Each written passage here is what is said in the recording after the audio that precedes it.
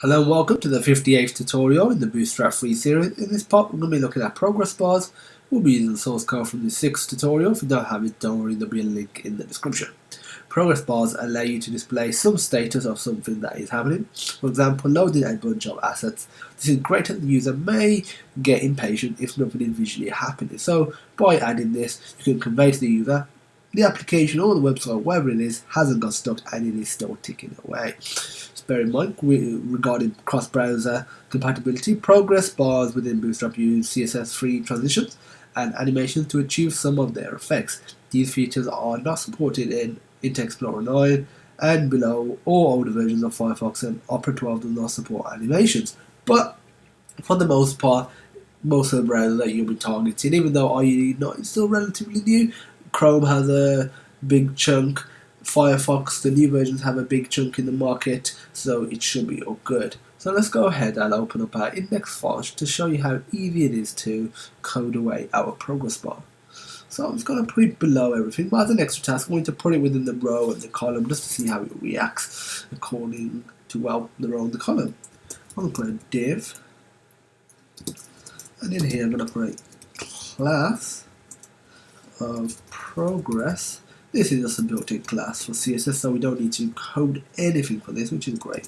Now we're going to put a div, and in here we're going to have a class of progress bar, then a row of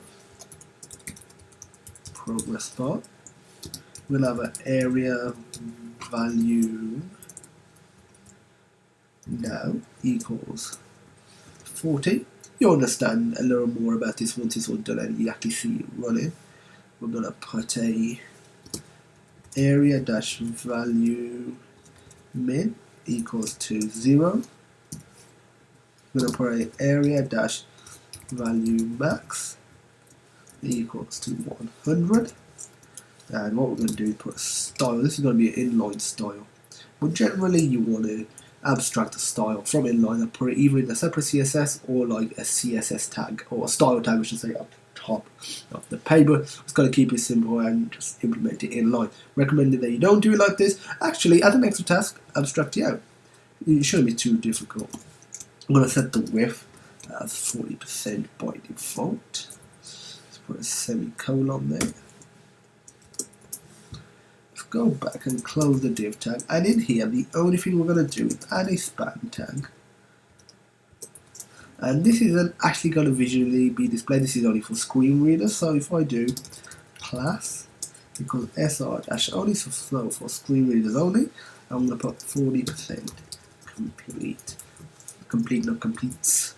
Now if we just run this in our web browser, we have our progress bar is 40% long. It doesn't do anything, and well, it doesn't do anything because nothing is coded in for. If you wanted to do something, you're going to even need to implement some JavaScript, some jQuery, maybe some Ajax, and just get it working. But that's going to be dependent on your situation. The next tutorial will cover progress bars with a label. If you have any questions, feel free to message us at support@sonarsystems.co.uk. All the required source code will be in the description. To see hundreds of more videos like this one completely free, visit sonarlearning.co.uk. And as usual, thank you for watching, and I hope you have a great day.